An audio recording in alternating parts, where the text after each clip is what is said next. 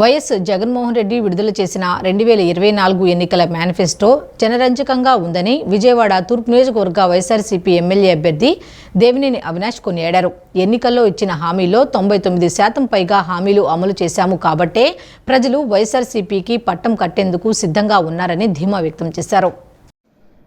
ఎన్నికల ప్రచారంలో భాగంగా 9వ division NTR circle, Pittingulapeta, Sriram Nagar colony, sub registrar office road ప్రాంతాలలో తూర్పు నియోజకవర్గ వైఎస్ఆర్సీపీ ఎమ్మెల్యే అభ్యర్థి దేవినేని అవినాష్ వైసీపీ పార్టీ శ్రేణులతో కలిసి ఎన్నికల ప్రచారాన్ని నిర్వహించారు. గడప గడపకు వెళ్లి ప్రభుత్వం చేసిన మంచిని చూసి ఫ్యాన్ గుర్తుకు రెడ్ ఓట్లు వేయాలని ప్రజలను అభ్యర్థించారు. ఈ సందర్భంగా అవినాష్ మీడియాతో మాట్లాడుతూ వైసీపీ ప్రభుత్వం అధికారంలోకి వచ్చిన తర్వాతనే రాష్ట్రంలో సంక్షేమ అభివృద్ధి కార్యక్రమాలు సక్రమంగా అమలు చేశామన్నారు. గత ప్రభుత్వంలో ఎమ్మెల్యే, ఎంపీ, మేయర్, కార్పొరేటర్లందరూ ఆ పార్టీ వారు ఉండి కూడా ఈ ప్రాంతంలో ఎలాంటి అభివృద్ధి జరగలేదని విమర్శించారు. వైసీపీ ప్రభుత్వం చేసిన అభివృద్ధి ముందు గద్దె ఫోటోలకు ఫోజులిస్తూ ప్రభుత్వాన్ని విమర్శించడం సిగ్గుచేటని విమర్శించారు. ప్రజల మద్దతుతో ఈ ఎన్నికల్లో వైసీపీ ప్రభంజనం సృష్టించడం ఖాయమని అవినాష్ ధీమా వ్యక్తం చేశారు. జగన్మోహన్ రెడ్డి గారికి మరొక అర్థం నమ్మకం, క్రెడిబిలిటీ. ఆ విధంగా నమ్మకంగా, క్రెడిబిలిటీగా జగన్మోహన్ రెడ్డి గారు ఒక పేరు ఉంది కాబట్టి నిన్న జగన్మోహన్ రెడ్డి గారు మేనిఫెస్టో రిలీజ్ చేసినప్పుడు కోట్లాది మంది ప్రజానికం టీవీలు కతుక్కుని చూస్తున్నారు.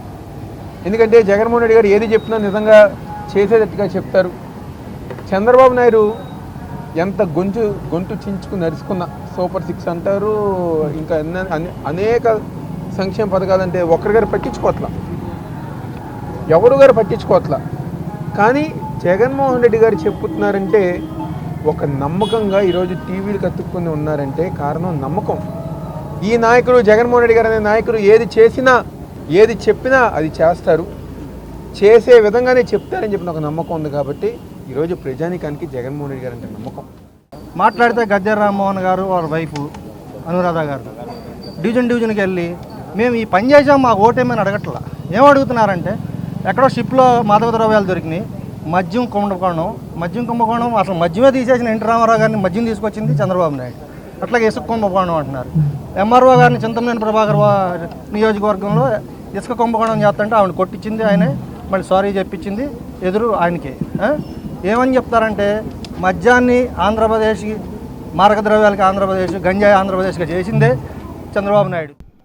ఈ కార్యక్రమంలో 9వ డివిజన్ ఇన్ఛార్జి వల్లూరు ఈశ్వరప్రసాద్, డివిజన్ అధ్యక్షులు గద్దె కళ్యాణ్, వైసీపీ ముఖ్య నాయకులు, కార్యకర్తలు పాల్గొన్నారు.